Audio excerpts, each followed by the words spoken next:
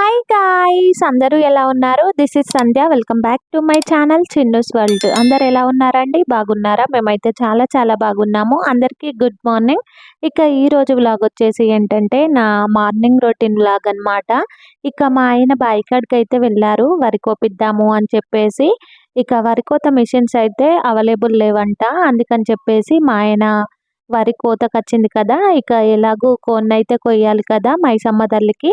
అందుకని చెప్పేసి మైసమ్మ తల్లికి కోడినైతే కోసుకొని కట్ చేపించుకొని చికెన్ అయితే ఇంటికైతే తీసుకొచ్చేసారు. వెదర్ అయితే చాలా అంటే చాలా కూల్ గా ఉంది. ఇక 3-4 రోజులు తుఫాన్ ఉంది అని చెప్పేసి అంటున్నారు. ఇక ఎప్పుడైనా సరే పంట చేతికి వచ్చిన తర్వాతనే ఇలాంటివి జరుగుతూ ఉంటాయి అన్నమాట. ఈ ఈదురు గాలుల వల్లనైతే కొన్ని కొన్ని చోట్ల వరంతా కూడా నేల మీద పడుకుందనమాట. ఇక కొన్ని చోట్లనైతే వడ్లన్నీ కూడా రాలిపోయాయి. పోయినసారి అయితే చాలా అంటే చాలా పంట నష్టం అయితే జరిగింది. మాకైతే ఈజీగా 2 ట్రాక్టర్ల డబ్బాల వడ్లు అయితే వెళ్ళేటివి. ఇక అప్పుడైతే రాళ్ల వానలు అయితే పడ్డాయి కదా, అప్పుడైతే 2 డబ్బాలు అవుతుండే వడ్లు. ఒక డబ్బా మీద కొన్ని అయితే అయ్యాయి అన్నమాట. అంటే ఒక డబ్బాల సగం వడ్లు మొత్తం రాలిపోయాయి భూమి పైననే. అలా జరిగింది.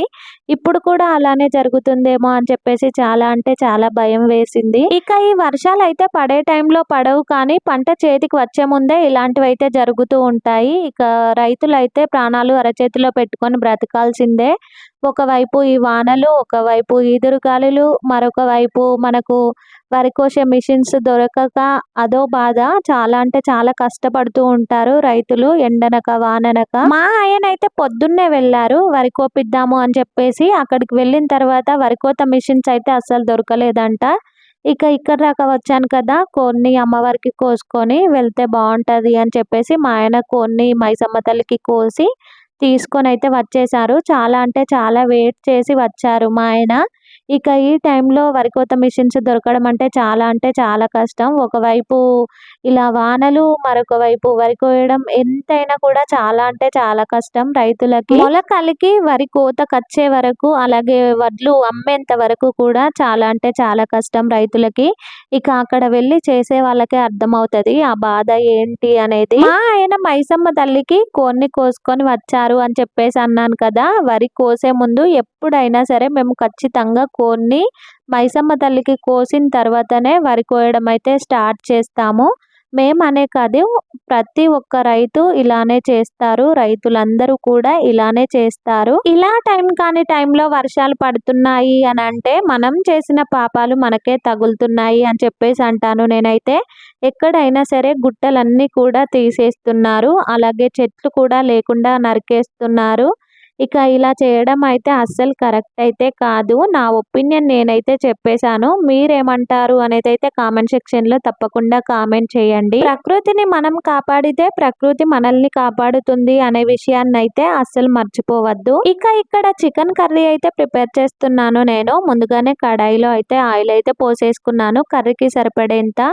ఇక ఇందులోనే హోల్ గరం మసాలా ఇంగ్రీడియంట్స్ అయితే వేసేసాను. అలాగే ఆనియన్స్, ఒక 2 పచ్చిమిర్చి అయితే వేసేసాను. ఇవన్నీ కూడా మంచిగా గోల్డెన్ బ్రౌన్ కలర్ లోకి వచ్చిన తర్వాత పసుపు, అలాగే అల్లం అయితే వేసేసుకుంటున్నాను. అల్లం అయితే మంచిగా పచ్చివాసన పోయేంత వరకు ఫ్రై చేసుకొని ఇక చికెన్ అయితే ఇందులో వేసేసుకోవడమే. చికెన్ అయితే కొంచెం ఎక్కువ క్వాంటిటీలోనే ఉంది, కిలోన్నర అయి ఉండొచ్చు మేబీ. ఎందుకంటే కిలోకి లోపు కోళ్ళు అయితే దొరకడం చాలా కష్టం. ఇక ఎక్కువ క్వాంటిటీలోనే వచ్చింది చికెన్ కూడా, ఎందుకంటే కోడి కాబట్టి. నాన్ వెజ్ కర్రీలలో కొంచెం ఎక్కువగా అల్లం వేసుకోవడం వలన కర్రీస్ అయితే మంచిగా గ్రేవీ లాగానైతే కనిపిస్తాయి అన్నమాట. అలాగే టేస్టీగా కూడా ఉంటాయి. నాన్ వెజ్ కర్రీలలో నేనైతే అల్లం కొంచెం ఎక్కువ క్వాంటిటీలోనే వేస్తాను గ్రేవీ రావడానికి. నాన్ వెజ్ కర్రీలలోనైనా సరే, ఏ కర్రీలలోనైనా సరే అప్పటికప్పుడు మనం నూరు వేసుకున్న అల్లం వెల్లుల్లి పేస్ట్ అయితే చాలా అంటే చాలా బాగుంటుంది టేస్ట్. ఇక మనకు ప్రతిరోజు వీలు కాదు కాబట్టి ఇక మిక్సీ పట్టి మనం ఫ్రిడ్జ్ లో అయితే స్టోర్ చేసుకుంటాము అల్లం వెల్లుల్లి పేస్ట్ ని. ఎప్పుడైనా సరే ఎక్కువగా చికెన్ కర్రీ అవుతుంది కదా, చికెన్ ఫ్రై చెయ్యి ఈ రోజు అని చెప్పేసి చెప్పారు మా ఆయన. చాలా రోజులైంది చికెన్ ఫ్రై తిని. ఇక ఈ రోజు అయితే చేస్తున్నాను, మా ఆయన చెప్పారు కదా అని చెప్పేసి. చాలా మంది చికెన్ తింటున్నారో లేదో తెలియదు. అంతకుముందు బర్డ్ ఫ్లూ వస్తుంది అని చెప్పేసి చాలా మంది దూరం అయితే పెట్టేశారు చికెన్ ని.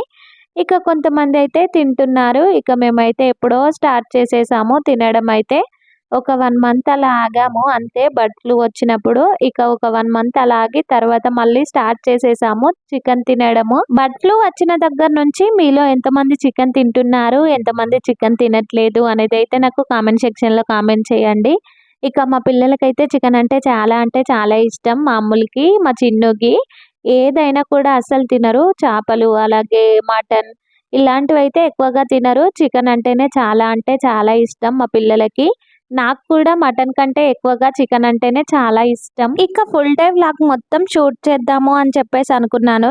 కానీ చాలా అంటే చాలా ఉక్కపోత. ఇక అసలు కిచెన్‌లో ఉండలేము, హాల్‌లో ఉండలేము.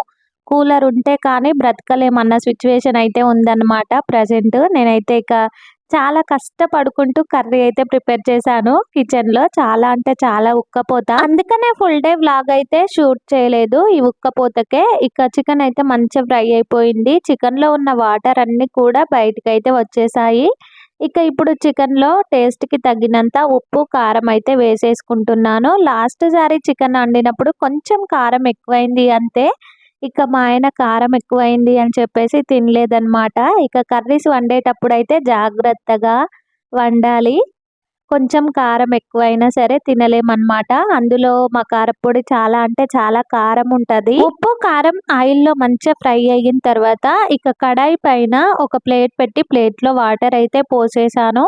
ఇక ఆ వాటర్ తోటే మంచిగా కర్రీ అంతా కూడా ఉడికిపోతది. డైరెక్ట్‌గా కడాయిలో కర్రీలో డైరెక్ట్‌గా వాటర్ పోస్తే కర్రీ టేస్ట్ అయితే ఉండదనమాట. ఇక నేనైతే ఎప్పుడైనా ఇలానే చేస్తాను. ఇక కర్రీ ప్రిపేర్ చేయడం అయితే కంప్లీట్ అయిపోయింది. మొత్తం అయితే షూట్ చేయలేదు నేను అని చెప్పేసి చెప్పాను కదా! లాస్ట్‌లో కొంచెం ధనియా పౌడర్ అయితే వేసి ఇక పక్కకైతే దింపేసాను కర్రీని. ఇక పిల్లలకి తినిపిచ్చి నేను కూడా తినేసాను. ఇక మా ఆయనైతే బాయి కాడికైతే వెళ్లారు. మళ్ళీ ఇవాళ వరి కోపిద్దాము అని చెప్పేసి వరి కోత మెషిన్స్ అవైలబుల్‌లో ఉన్నాయో లేవో తెలియదు. ఇక ఉరుములు మెరుపులైతే స్టార్ట్ అయిపోయాయి. వాతావరణం మళ్ళీ అంతా చల్లబడిపోయిందనమాట. ఇక ఎలా అవుతుందో ఏమో అంత టెన్షన్‌గానైతే ఉంది. వడ్లు అమ్ముడుపోయేంత వరకి టెన్షన్‌గానే ఉంటది. ఇక చూడాలి ఏమవుతుందో ఏమో. ఇక ఇవాళటి వ్లాగ్ వచ్చేసి ఇంతేననమాట. ఎవరైనా కొత్తగా మన ఛానల్‌ని చూసే వాళ్ళైతే మన ఛానల్‌ని సబ్స్క్రైబ్ చేసుకోండి, లైక్ చేయండి, షేర్ చేయండి, కామెంట్ చేయండి. అలాగే పక్కనున్న బెల్ ఐకాన్‌ని క్లిక్ చేయండి. నేను పెట్టే ప్రతి ఒక్క వీడియో మీకు నోటిఫికేషన్ రూపంలో అయితే వచ్చేస్తుంది. ఇంకా ఎవరైనా కొత్తగా మన ఛానల్‌ని చూసే వాళ్ళైతే మన ఛానల్‌ని సబ్స్క్రైబ్ చేసుకొని పక్కనున్న బెల్ ఐకాన్‌ని క్లిక్ చేయండి. మరిన్ని మంచి మంచి వీడియోలతో మళ్ళీ మీ ముందుకైతే వచ్చేస్తాను నేను. అలాగే ఈ వీడియో మీకెలా అనిపించింది అనేదైతే తప్పకుండా కామెంట్ సెక్షన్‌లో కామెంట్ చేయండి. ఇంతకు మీరు వరి కోసారా లేదా అనేది కూడా కామెంట్ సెక్షన్‌లో కామెంట్ చేయండి. మరిన్ని మంచి మంచి వీడియోలతో మళ్ళీ మీ ముందుకొస్తాను. సైనింగ్ ఆఫ్ మీ సంధ్య. Bye bye. ఈ వీడియోకైతే ఒక చిన్న లైక్ అయితే ఇచ్చేసేయండి. Bye bye.